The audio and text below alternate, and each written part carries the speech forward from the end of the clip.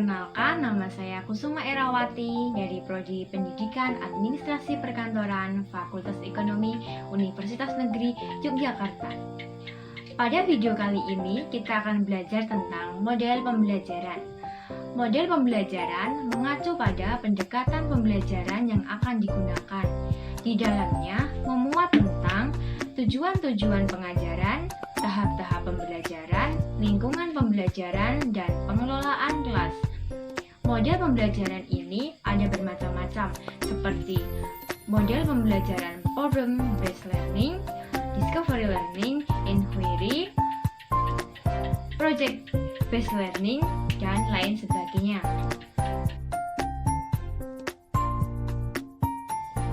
Model pembelajaran yang akan kita bahas pada kali ini yaitu model pembelajaran discovery learning. Model pembelajaran ini merupakan suatu model pengajaran yang menekankan pentingnya membantu siswa dalam memahami struktur, ide, dan kunci dalam suatu disiplin ilmu. Perlunya keterlibatan aktif siswa dalam pembelajaran, dan pembelajaran datang dari penemuan. Sintaks dari model pembelajaran ini yang pertama berupa memberikan rangsangan, yang kedua pernyataan atau identifikasi masalah, yang ketiga pengumpulan data, yang keempat pembuktian, yang kelima menarik simpulan. Untuk lebih jelasnya tentang penerapan model pembelajaran ini, kita simak video animasi berikut ini. Pada tahap pemberian rangsangan, guru memulai kegiatan pembelajaran dengan mengajukan pertanyaan, anjuran membaca buku, dan aktivitas belajar lainnya yang mengarah pada persiapan pemecahan masalah. Kemudian pernyataan atau identifikasi masalah. Di sini, guru memberikan kesempatan kepada peserta didik untuk mengidentifikasi sebanyak mungkin agenda-agenda masalah yang relevan dengan bahan pelajaran, kemudian salah satunya dipilih dan dirumuskan dalam bentuk hipotesis. Kemudian pengumpulan data. Ketika eksplorasi berlangsung, guru juga memberi kesempatan kepada para peserta didik untuk mengumpulkan informasi yang relevan sebanyak-banyaknya untuk membuktikan benar atau tidaknya hipotesis tersebut. Yang selanjutnya yaitu pembuktian.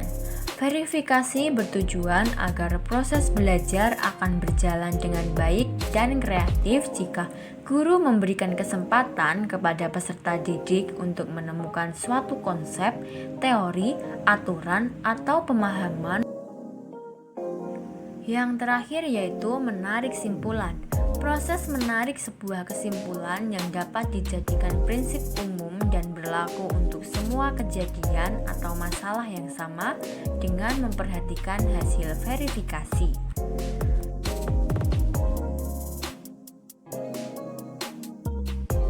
Assalamualaikum warahmatullahi wabarakatuh. Selamat pagi. Pada kesempatan hari ini kita akan berbicara tentang korespondensi niaga atau sering disebut dengan surat bisnis. Dari sini kita akan mengetahui tentang apa itu surat bisnis, macam-macam surat bisnis, dan bagaimana cara membuat surat bisnis. Apa yang kalian pikirkan ketika mendengar kalimat korespondensi niaga atau surat bisnis? Nah, apa yang kalian pikirkan tentang surat niaga? Mungkin kalau surat biasa sudah familiar dengan kalian, karena surat itu adalah suatu sarana untuk menyampaikan informasi secara tertulis dari pihak yang satu kepada pihak yang lain. Informasi dalam surat dapat berupa pemberitahuan, pernyataan, permintaan, laporan, pemikiran, sanggahan, dan sebagainya. Tapi kali ini kita akan membahas tentang surat bisnis. Menurut kalian, apa sih itu surat bisnis? Siapa yang ingin mencoba menjawab atau bayangan kalian tentang surat bisnis itu seperti apa? Boleh, sekarang silahkan disampaikan. Mungkin Ibu, surat bisnis itu merupakan surat yang digunakan untuk bisnis dari perusahaan satu kepada perusahaan lainnya atau mungkin dari individu satu untuk suatu perusahaan demi kepentingan bisnis tersebut. Ibu, saya ingin bertanya, kalau surat bisnis itu digunakan untuk bisnis, apakah benar kalau misalnya kita ingin berbisnis tapi menggunakan surat biasa, itu apakah bisa ya, Bu? Baik, bagus sekali pertanyaannya. Nanti kalian bisa menjawab pertanyaan tersebut atau menjawab sendiri-sendiri pertanyaan tersebut melalui jurnal-jurnal atau searching di Google, dan berbagai banyak sumber bisa kalian akses melalui internet. Untuk sekarang saya beri waktu 15 menit untuk mengumpulkan informasi apa sih itu surat niaga atau surat bisnis.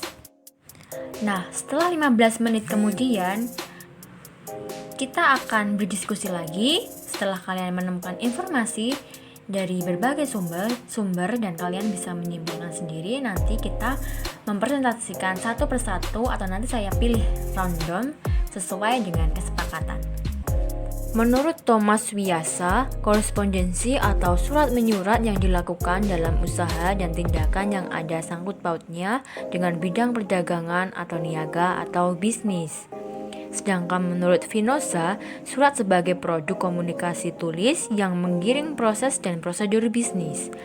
Menurut Ramelan, surat yang digunakan oleh perusahaan atau organisasi dalam berinteraksi berbisnis yang meliputi surat kepada pelanggan, pembeli, dan surat kepada pemasok, penjual.